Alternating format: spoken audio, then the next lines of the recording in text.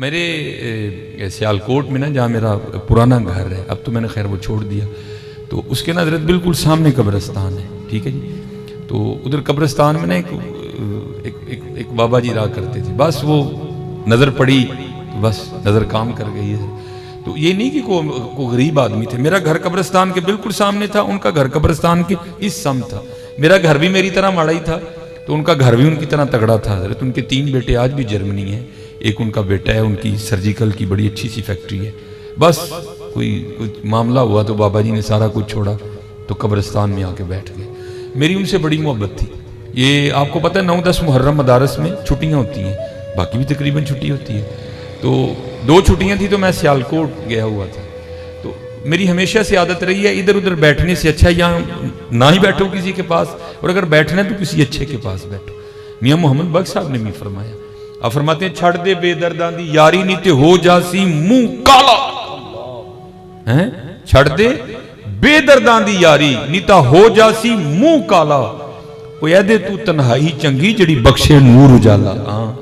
کلیاں کتے بہلی نہیں کسی مندے کلنا بہن تھڑا بیڑا گر کو جانی پڑ کے. تو ہمیشہ عادت رہی کہ کسی، تو میں جب بھی آتا تھا تو میں پھر چلا جاتا تھا. 9 محرم بڑی گرم دوپہر، تو میں حضرت کے پاس بیٹھا تو ان کا بھی پسینہ بہ رہا تھا، میرا بھی بہ رہا تھا.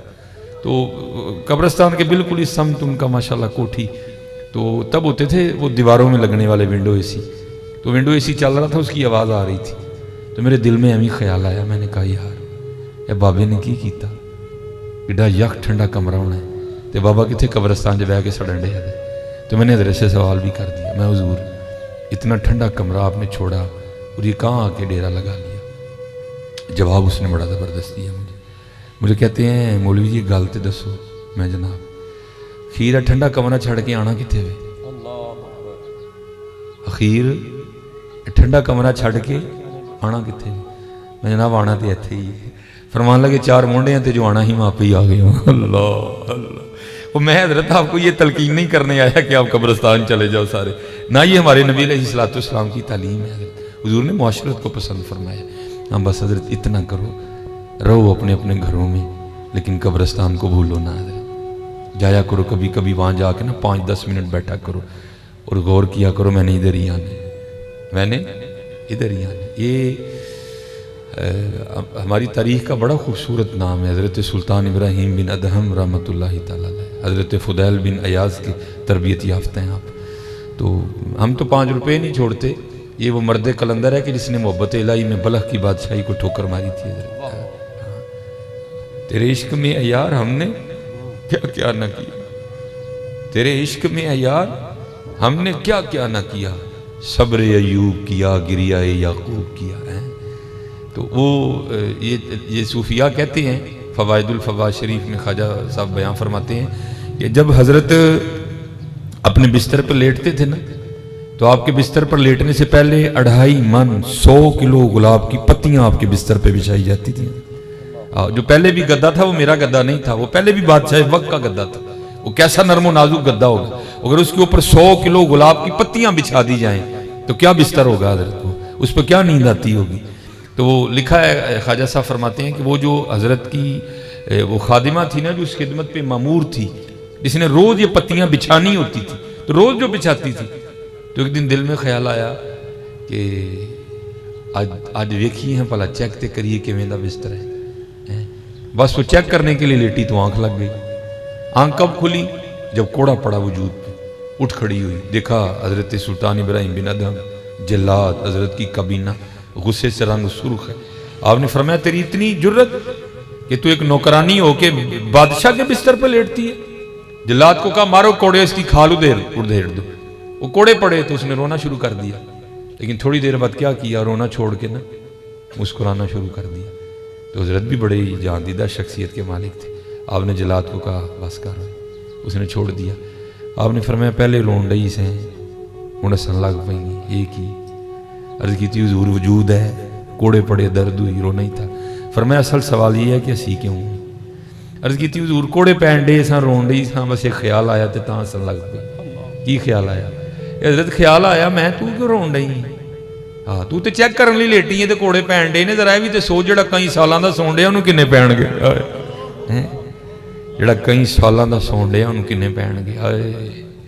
اسی لیے تو کسی صوفی بابے نے کہا تھا نا، جاگ مسافر جاگ نہ کر نیند پیاری، ایس مسافر خانے اندر لٹے کہیں بیوپاری.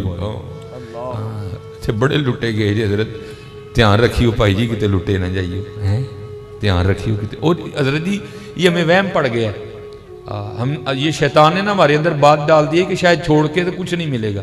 وہ چھوڑ تو صحیح، پھر دیکھ ملے گا کیا کیا تجھے. یہ جب حضرت سلطان ابراہیم بن ادہم رحمۃ اللہ تعالیٰ نے بلخ کی بادشاہی چھوڑی نا، اور پھر وہ گدڑی اوڑی حضرت نے، جو صوفیاء کا لباس ہے، تو حضرت ایک دن دریائے دجلہ کے کنارے بیٹھے اپنی گدڑی سی رہے تھے، تو آپ کے ماموں گزرے جو کہ آپ کے بعد حاکم ہوئے. تو ظاہر ہے بہن کا بیٹا تھا، جب دیکھا نا تو دل میں ایک درد سا اٹھا، ابراہیم ہے کی کیتا ہی وہ بادشاہ ابن بادشاہ ہو کہ اب تیرا یہ حال ہے کہ تو اپنی گدڑی بھی خود ہی سیے گا. انہوں نے وہ گھوڑا کھڑا کیا اور آپ کے پاس آ گیا، آ کے آپ نے فرمایا ابراہیم اور یہ کیا کیا تو نے، کیا ملا تجھے بادشاہی چھوڑ کے؟ آج تیرے فقر کا یہ عالم ہے، اپنی گدڑی بھی خود ہی سی رہا ہے، چل اٹھ میرے ساتھ، آج بھی تیرا تخت تیرا انتظار کر رہا ہے. وہ عشق میں پکے لوگ تھے حضرت جی، کچے نہیں تھے. کہا ماموں چھوڑ دی تو بس چھوڑ دی، اب نہیں چاہیے. درد تھی نا، پھر پوچھا چھوڑ کے ملا کیا ہے؟ تو لکھا کہ حضرت نے وہ اپنی جو سوئی تھی نا وہ اپنے دریا دجلہ میں پھینک دی. حضرت دی دریا کی موجوں کے سامنے سوئی کی کیا حیثیت ہے؟ پتہ نہیں چند لمحوں میں پانی نے سوئی کو اٹھا کے کہاں سے کہاں پھینک دیا ہوگا. تو آپ نے پھینک کے نا دریا دجلہ کی مچھلیوں کو مخاطب کیا اور آپ نے فرمایا ابراہیم بن ادہم کی سوئی لائی جائے. تو حضرت خواجہ فرید الدین عطار رحمۃ اللہ تعالی نے لکھا کہ ہزاروں مچھلیاں اپنے منہ میں سونے کی سوئیاں لیے ہوئے انہوں نے منہ پانی سے باہر نکال لی. آپ نے فرمایا میں تو چھوڑے بیٹھا ہوں، تم پھر وہی لے آئی ہو، میری سوئی لاؤ. تو لکھا ہے کہ چھوٹی سی مچھلی اپنے منہ میں آپ کی سوئی لے کے نا اس نے وہ پانی سے منہ باہر نکالا. آپ نے سوئی پکڑ کے فرمایا ماموں او بادشاہی چنگی سی کہ ہے چنگی ہے، او بادشاہی چنگی سی کہ ہے چنگی ہے. چلے ہو وہ تو صحیح ہے. خودی کو کر بلند اتنا کہ ہر تقدیر سے پہلے، او خدا بندے سے خود پوچھے بتا تیری رضا کیا ہے، او کی محمد سے وفا تو نے تو ہم تیرے ہیں، یہ جہاں چیز ہے کیا لوح و قلم تیرے ہیں.